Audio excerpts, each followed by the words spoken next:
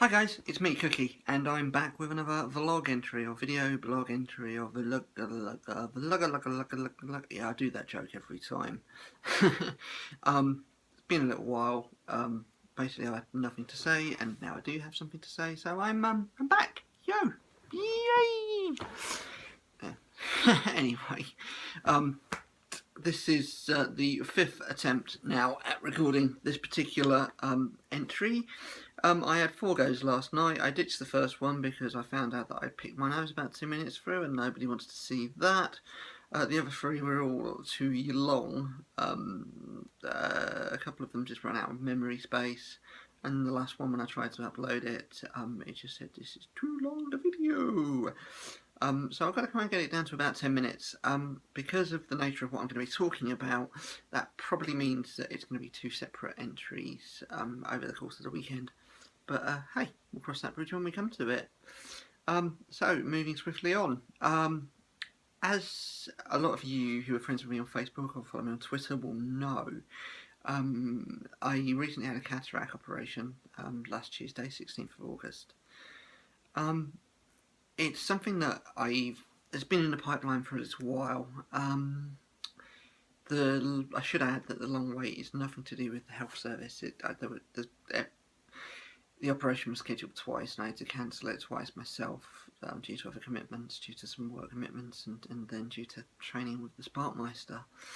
So this is actually the first opportunity that I've had to do it, and the NHS have really bent over backwards to make it happen. So yeah, full credit to them, and I'm a bit of a loser for keeping them waiting. But yeah, I had the operation.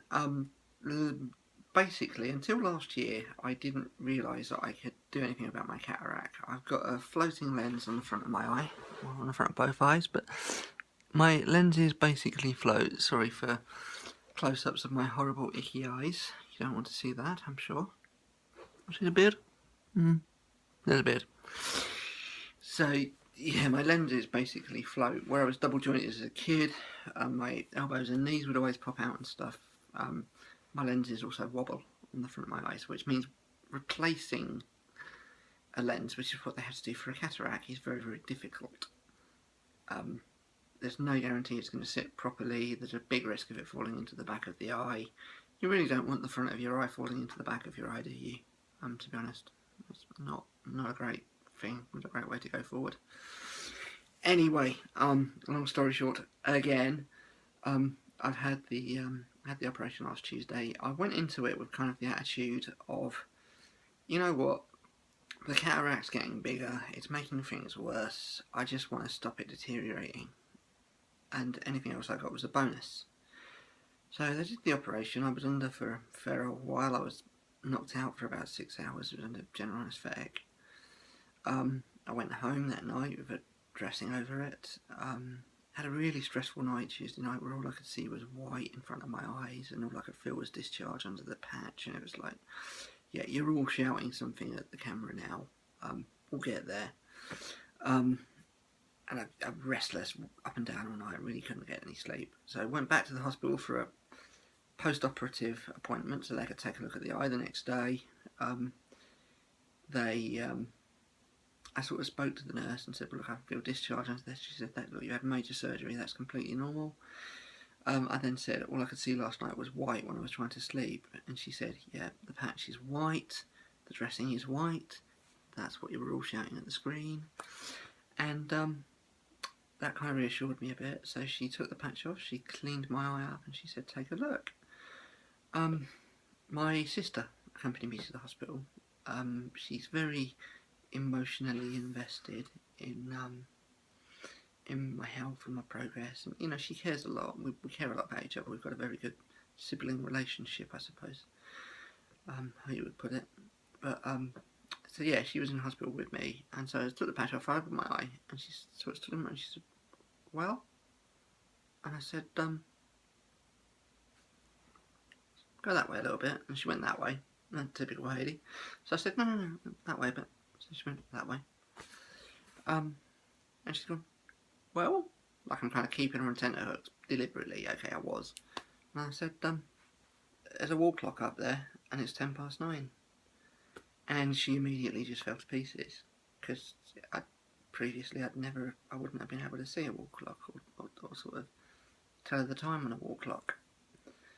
So yeah, long story short, the third time I've said that, it's going to be the catchphrase of this video, isn't it? Long story short, given that previous attempts have come in at 20 and 25 minutes, it's probably quite an apt one.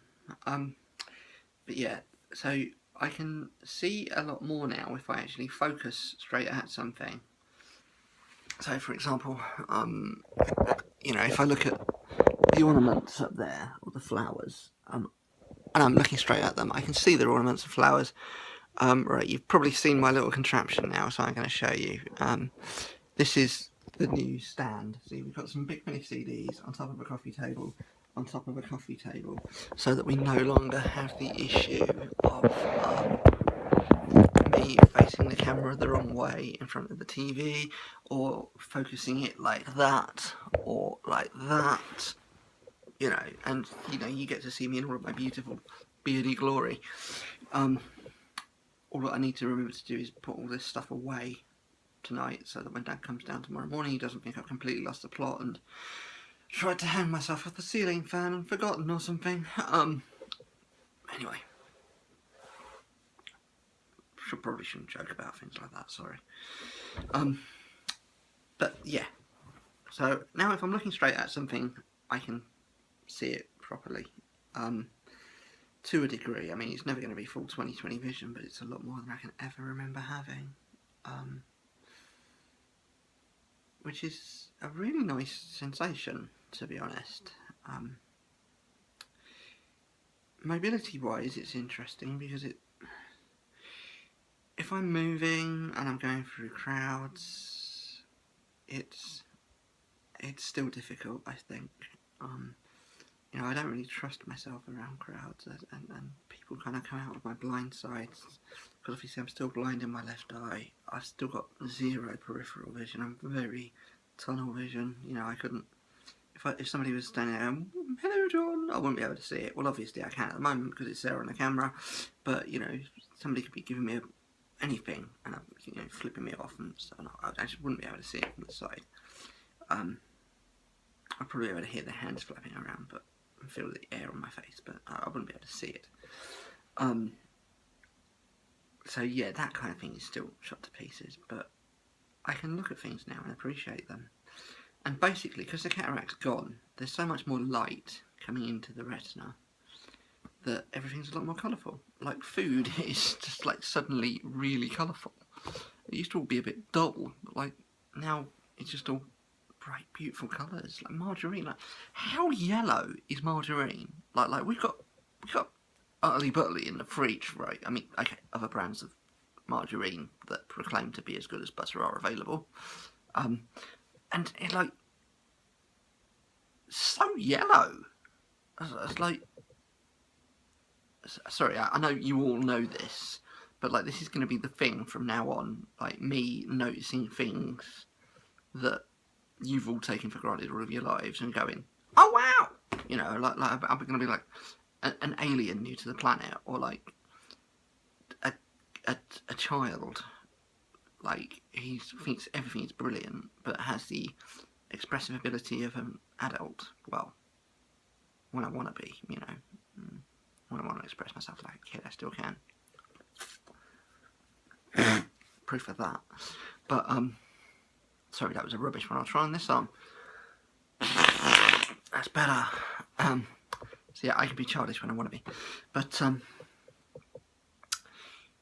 yeah, so just everything's so much more colourful, and there's so much more definition. Like all of the lovely ornaments and photographs of like my nieces and nephew, and all of the sketches and portraits of Mum around the house that I've never really seen clearly are brilliant.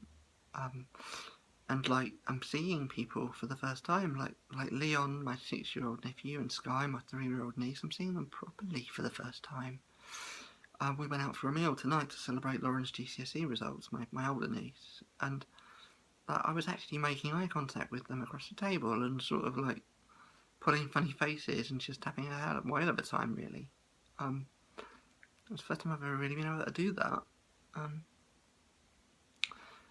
So yeah, I'm currently kind of embracing it.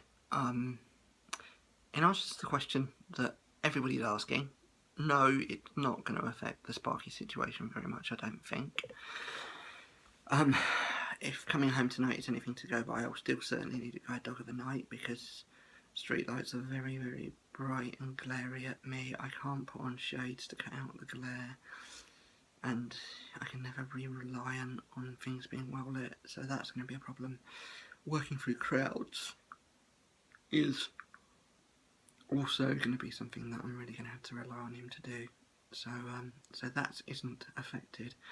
It is going to affect our relationship a little bit, because it means that I'll be able to step up on the things that I need to be able to do, where before he's been kind of carrying me a lot. You know, he really pulls a shift when he's guiding, and I always feel like a bit of a loser. You know, I feel like a bit like his kind of baggage, whereas now actually we can work together to be a perfect partnership, and I can put on my weight a little bit more. So that's all good. I've got a few things planned. I'm at my cousin's wedding next week, which is going to be great, because I can like family members that I've never not seen properly in 15 years, and I'm going to be able to see them all. Some people that I've met several times before, but I've never really seen properly, like the bride, I've never seen properly. And I see her for the first time properly in a wedding dress. You know, that's amazing. You know, I've met her like 2 or 3 times. I'm going to have to I'm going to be embracing a lot, I think. I've not gone out much in the last week, and I've found a lot of things to embrace, and so when I actually start getting out and about and commuting to work again, because I'm still effectively in recovery, commuting to work again and stuff like that, it's going to be a bit of a head fuck, I think. It's going to be mind-blowing. Anyway, I'm going to cut this short here, because we're probably approaching the time when I'm going to be going over the time that I'm actually able to upload a clip of, and I'll come back with part 2 shortly, which is going to be less of the news and more of just my thoughts and feelings about it. Yippee-doo, I assure you all, can't wait. See you in a bit. Bye.